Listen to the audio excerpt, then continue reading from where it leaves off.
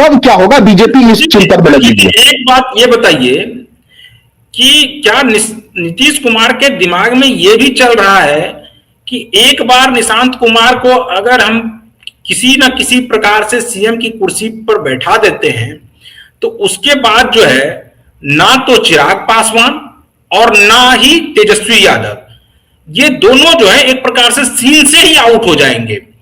क्योंकि अगर निशांत कुमार एक बार आ जाते हैं तो फिर आने वाले समय में जिस प्रकार से नीतीश कुमार 15-20 साल रहे और इससे पहले लालू यादव जिस प्रकार से 15 साल रहे, क्या उसी प्रकार से निशांत कुमार भी आगे बढ़ेंगे? और इसी को भारतीय जनता पार्टी नहीं चाह रही है, क्योंकि भारतीय जनता पार्टी को यह लग रहा है कि अगर निशांत कुमार आ जाते हैं तो फिर 15-20 साल या फिर सीएम की कुर्सी तो भारतीय जनता पार्टी बिहार में भूल जाए।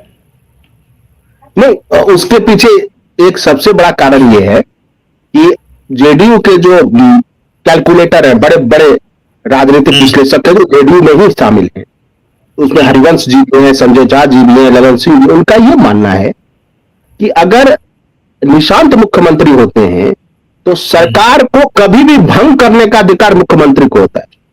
मुख्यमंत्री राज्यपाल को लिखकर विधानसभा का विघटन कर सकता है और मिड टर्म इलेक्शन करवा सकता है। और यह पावर होने से मैं बता रहा हूं इसके पीछे कारण क्या है, लोग हैरान हो जाएंगे इसके पीछे कारण क्या है। देखिए, बंगाल चुनाव में बीजेपी की गड़बड़ स्थिति लग रही है। बंगाल चुनाव अगर बीजेपी लूज करती है, जिसकी ज्यादा संभावना है, उसके बाद अगला चुनाव यूपी का होगा, सबसे बड़ा चुनाव। और यूपी में जिस तरह से बीजेपी में अंदर घमासान मचा हुआ है और यूजीसी को लेकर जिस तरह से सवर्णों की नाराजगी है, अगर यूपी में बीजेपी की सरकार गिर जाती है किसी न किसी, मान लीजिए समीकरण से, क्योंकि लोकसभा चुनाव में वोट परसेंटेज कांग्रेस और अखिलेश का मिला दीजिए तो बीजेपी से ज्यादा हो जाता है। और आज जिस तरह संजय निषाद रहे, यूपी में संजय योगी आदित्यनाथ का ही पर कतरने की कोशिश हो रही है। और इसी के लिए ये सब सारे आप जो देख रहे होंगे कि अचानक से प्रश्न पत्र में कुछ और आ जाता है, पंडित का नाम आ जाता है, कभी घुसखोर पंडित आ जाता है तो कभी कुछ हो जाता है, यूजीसी आ जाता है। तो इस प्रकार से जो है ये सब कुछ पर कतरने की कोशिश तो योगी आदित्यनाथ की हो रही है। नहीं, देखिए, उनमें उनका भी योगदान है। मैं वो चीज नहीं कह रहा हूं किसका, मैं ये कह रहा हूं कि परिणाम अगर विपरीत आ गया बीजेपी के 27 में, मैं ये कह रहा हूं, उसके बाद अगर निशांत मुख्यमंत्री रहते हैं, उनके पास विकल्प खुला होगा कि वो इंडिया गठबंधन में भी जा सकते हैं और अगर उनको लगा कि बीजेपी के साथ ही कंफर्टेबल है तो बीजेपी के साथ भी रह सकते हैं। और तब बार्गेन दो तरीके से होगा कि निशांत ही अगले 30 तक सीएम रहे, इसकी गारंटी बीजेपी दे, नहीं देगी तो वो आरजेडी और कांग्रेस के साथ मिलकर सरकार बना लेंगे या तोड़फोड़ करके सरकार बना लेंगे। आप समझिए, ये बहुत दूरदृष्टि वाली बात है कि दोनों साइड ओपन रखेंगे, इलेक्शन के रिजल्ट का इंतजार करेंगे। बंगाल में हारने के बाद बीजेपी बैकफुट पर आ सकती है। उसके बाद अगर यूपी लूज कर जाती, क्योंकि लोकसभा चुनाव में संख्या बल के हिसाब से, प्रतिशत के भी हिसाब से बीजेपी पिछड़ गई और उसके बाद उसको डैमेज कंट्रोल करने की कोई कोशिश नहीं। यूजीसी का सबसे ज्यादा विरोध उत्तर प्रदेश में हुआ। बटुकों को जिस तरह से खींच खींच कर मारा गया माघ मेले में, उससे ब्राह्मण समाज में भारी आक्रोश है। जो मजिस्ट्रेट थे, पीसीएस अधिकारी अलंकार अग्निहोत्री, उन्होंने इस्तीफा दे दिया। मैं ये नहीं कर, इसका असर ब्राह्मणों के माइंडसेट पे पड़ रहा। ब्राह्मण वहां 13% है, 13% है और वो यादवों से भी ज्यादा है और राजपूतों से भी ज्यादा है। वापस आते हैं बिहार पर, और बिहार में आखिरी सवाल लेंगे आपसे कि आपको नहीं लग रहा है कि अगर केंद्र में जिस प्रकार से भारतीय जनता पार्टी यानी एनडीए की सरकार है, अगर भारतीय जनता पार्टी को पूर्ण बहुमत अपने बलबूते होता तो आज नरेंद्र मोदी और अमित शाह इतना नीतीश कुमार का नहीं सुन रहे होते और वो किसी न किसी प्रकार से वहां पर सरकार बनाने की और अपना सीएम अभी तक बनवा दिए रहते या बनाने की कोशिश में रहते। अभी वो बैकफुट पर इसलिए नजर आ रहे हैं कि केंद्र में वो पूर्ण बहुमत में नहीं है। देखिए, जब एकनाथ शिंदे, देखिए, दो चीजों से बीजेपी की इमेज खराब हुई लोगों के। जब उन्होंने शिवसेना के साथ आपस में लड़ाई की, लेकिन जब शिवसेना को तोड़ के एकनाथ शिंदे को बनाया और फिर जीतने के बाद एकनाथ शिंदे को भी हटा दिया, तो दूसरी सहयोगी पार्टियों में कान खड़े हो गए कि जब तक यूज है तब तक तो यूज है, उसके बाद यूज एंड थ्रो है। तो इस अगर नीतीश कुमार के साथ ऐसा ही होता है, यानी उनके साथ भी कोई, जब एक तो नीतीश ही जबरदस्ती बर्दाश्त करेंगे नहीं, संख्या बल उनके पक्ष में है, क्योंकि 126 विधायक जुड़ जाते हैं उधर, और अगर सम्राट चौधरी को सीएम नहीं बनाएंगे प्रवीण जी, तो 8-10 विधायक को लेकर वो निकल लेंगे, इतना तो कर ही सकते हैं। हाँ, कम से कम अगर वो मतलब मान लिया जाए वो सरकार में शामिल नहीं होंगे, क्योंकि उस पर तो दल बदल का कानून लग जाएगा फिर, लेकिन वो कम से कम एब्सेंट हो जाएंगे।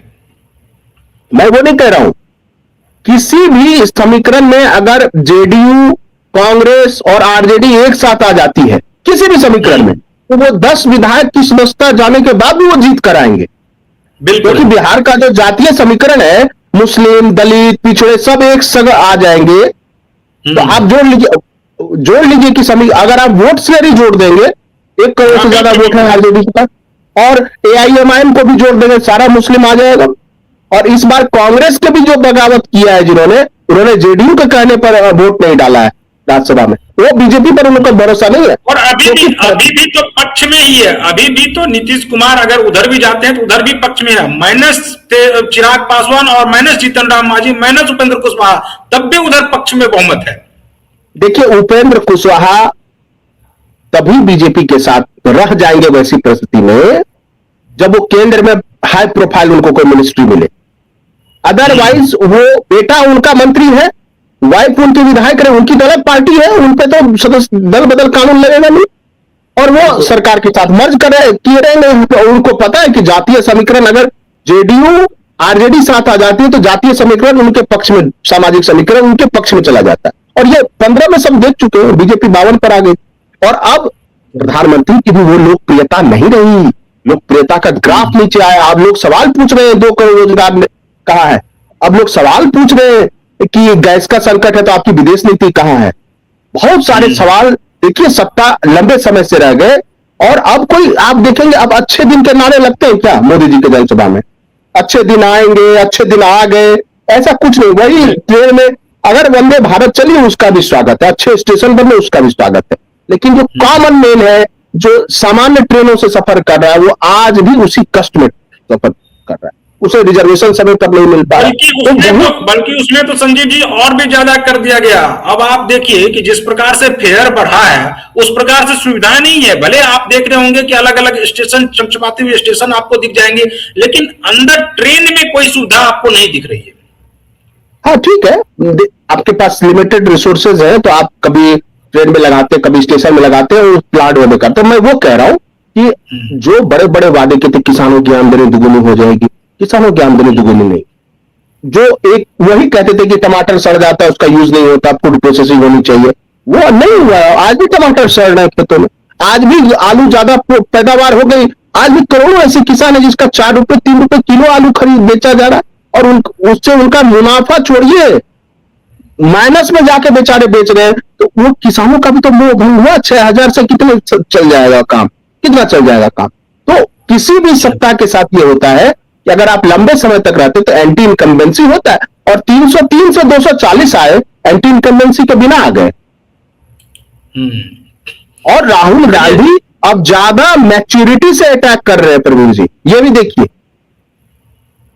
ठीक है संजीव जी, तो आपका बहुत बहुत शुक्रिया। तो जो दर्शक हमारे साथ बने हुए इस वीडियो को फटाफट शेयर कर दीजिए। अगर आप हमारे इस वीडियो को YouTube चैनल के जरिए देख रहे हैं तो चैनल को सब्सक्राइब कर लीजिए, वीडियो को शेयर कीजिए।